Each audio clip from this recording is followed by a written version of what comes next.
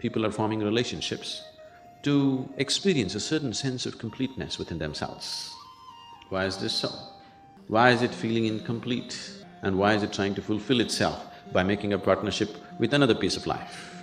If you're happy by your own nature, now relationships will become a means for you to express your happiness, not to seek happiness. The needs within a human being have risen because of a certain sense of incompleteness. People are forming relationships to experience a certain sense of completeness within themselves.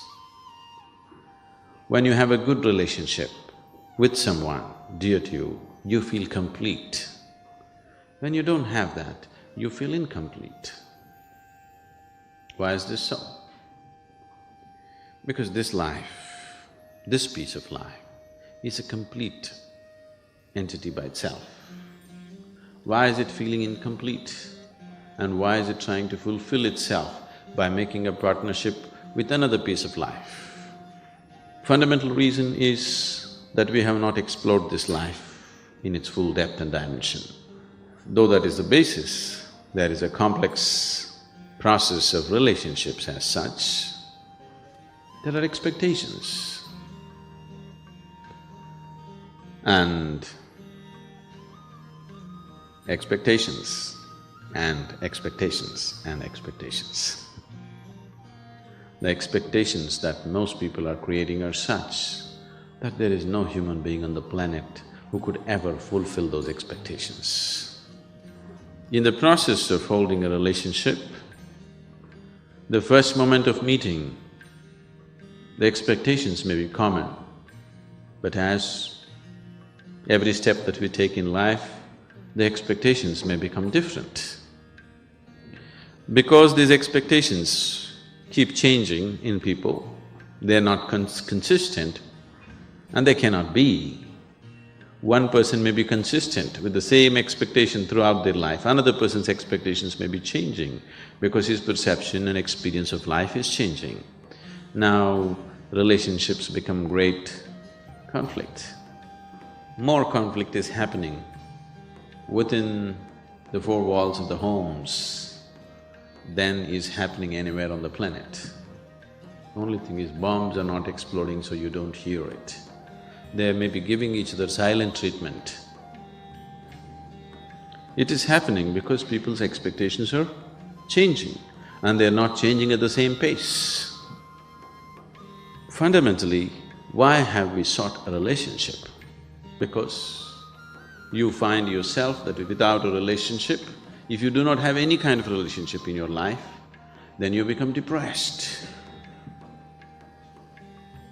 So, fundamentally you're seeking a relationship because you want to be happy, you want to be joyful. Or in other words, you're trying to use the other as a source of your happiness. If you're happy by your own nature, now relationships will become a means for you to express your happiness, not to seek happiness. If you're forming relationships to seek happiness and trying to squeeze happiness out of somebody, and that person is trying to squeeze happiness out of you, now this is going to be a painful relationship after some time. Initially it may be okay because something is being fulfilled. But if you have become a joy by yourself and you're forming relationships because you want to express your happiness, nobody's going to complain about you because you're in the process of expressing your joy, not seeking joy from the other person.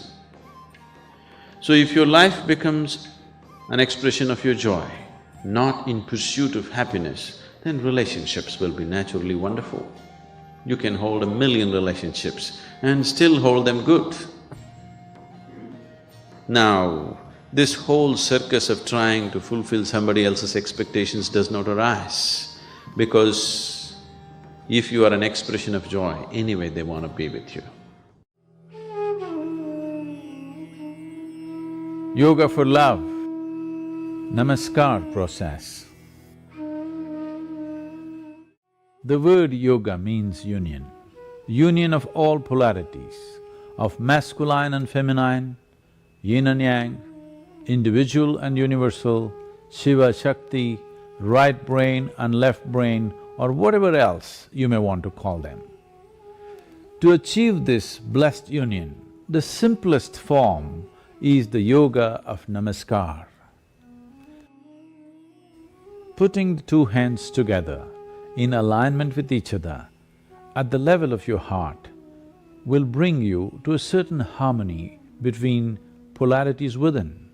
That in turn brings a sense of being united with whoever or whatever the namaskar is aimed at. In placing your hands together, the dualities of your likes and dislikes, your cravings and aversions are leveled out, and there is a certain oneness to the experience of who you are. For a few minutes every day, put your hands together in namaskar, look upon someone or something that means much to you. Maybe the sun, the moon, the clouds, the empty sky, the trees, the rock, your husband, your wife, your child, your mother, father, or a picture that matters to you.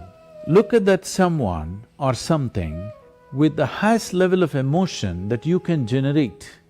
In an attitude of loving attention, hold namaskar for 3 to 5 minutes.